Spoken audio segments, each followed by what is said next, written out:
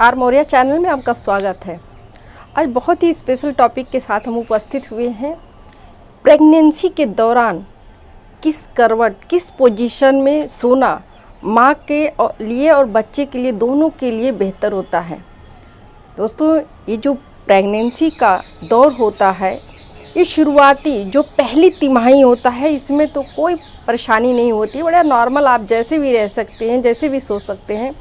लेकिन इसके उपरांत और ये लास्ट ट्राइमेस्टर में जाते जाते बहुत बड़ा चैलेंज हो जाता है माँ के लिए, और बहुत सारी परेशानियों से गुज़रना पड़ता है। बहुत सारे डिस्कम्फर्टेबल उसको फील होते हैं, उससे गुज़रना पड़ता है। दोस्तों, आज इसी पर हम बात करेंगे कि किस पोजीशन में सोने से माँ को भी लाभ मिल सकता है, और जो बच्चा पेट में पल रहा है माँ के, उसके लिए भी वो स्वास्थ्यकर और अच्छा होगा। दोस्तों, सीधा अगर माँ लेटती है 3 महीने बाद, तो उसके पीठ में दर्द होगा, कमर में दर्द होगा, चयापचय की क्रिया उसकी बाधित होगी, मीन्स उसका खाना अच्छे से नहीं पचेगा, और साथ में जो बच्चा पल रहा, जो भ्रूण है, उसके लिए वो ठीक नहीं होता, क्योंकि उसको भी ये नुकसानदायक होता है। वो पर्याप्त मात्रा में उससे कोई भी चीज़ नहीं अर्न कर पाता, जैसे माँ के ही पोषण से बच्चे का पोषण होता है। इसलिए सही पोजीशन रखना बहुत ही ज़रूरी होता है। और सही पोजीशन क्या है, तो दोस्तों इसको हम आगे जानते हैं कि आखिर सही पोजीशन होता क्या है। अक्सर कहा जाता है कि बाएं करवट सोना चाहिए। बाएं करवट सोने से पूरी तरह से सर्कुलेशन बना रहता है और बच्चा फ्री रहता है, क्योंकि उस साइड और बहुत इम्पॉर्टेंट कोई ऑर्गन्स नहीं होते। पूरी तरह से प्लेसेंटा को खून प्रवाहित होता है, या प्लेसेंटा में खून की समुचित मात्रा मिल जाती है, जिससे बच्चे का पोषण बहुत सही होता है। ऐसे में बच्चा स्वस्थ रहता है। और दूसरी तरफ जब लेफ्ट साइड माँ लेटती है, जिसको बेस्ट पोजीशन बोलते हैं, तो उसमें उसको बहुत सारा आराम मिलता है, क्योंकि सीधे लेटने से जो यूट्रस होता है उस पर अतिरिक्त दबाव पड़ता है। उस कंडीशन में माँ को बेचैनी हो सकती है, बच्चा स्ट्रेस हो सकता है। और जो दायां साइड है, आप पूछेंगे कि दायां साइड क्यों नहीं सोना चाहिए। दोस्तों, जो दायां साइड होता है उसमें लीवर होता है, और लीवर आप जानते हैं कितना इम्पॉर्टेंट होता है।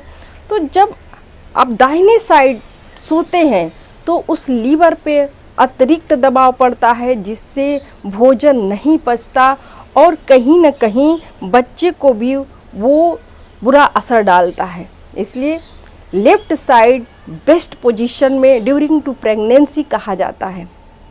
सीधा बिल्कुल नहीं लेटना चाहिए। 3 महीने के बाद, या जैसे जैसे ट्राइमेस्टर नज़दीक आ रहा है, 7 to 9 मंथ, तो विशेष करके दोस्तों बिल्कुल पीठ के बल नहीं सोना चाहिए।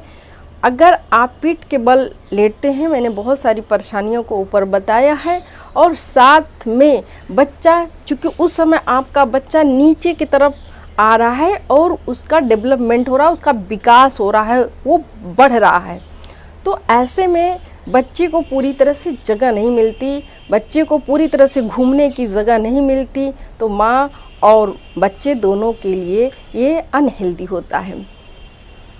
दोस्तों, लेफ्ट साइड भी सोने का तरीका है। माँ को हमेशा लेफ्ट साइड, लेफ्ट करवट करके सोना चाहिए, और अपने पैर तथा घुटनों को मोड़ कर रखना चाहिए। अगर नींद अच्छी लेनी है तो अपने दोनों पैरों के बीच में सॉफ्ट पिलो, तकिया का इस्तेमाल करें, बहुत अच्छी नींद आएगी। पूरी रात वो कंफर्टेबल कंडीशन में सोएंगे, और उनका जो भ्रूण है, जो बच्चा है, वो भी पूरी तरह से फ्री होगा। जितने फ्लूइड्स होंगे वो पूरी तरह से फ्री हो जाते हैं। प्लेसेंटा को पूरी तरह से सर्कुलेशन, ब्लड सर्कुलेशन मिलता है, और स्वस्थ बच्चा पैदा होता है।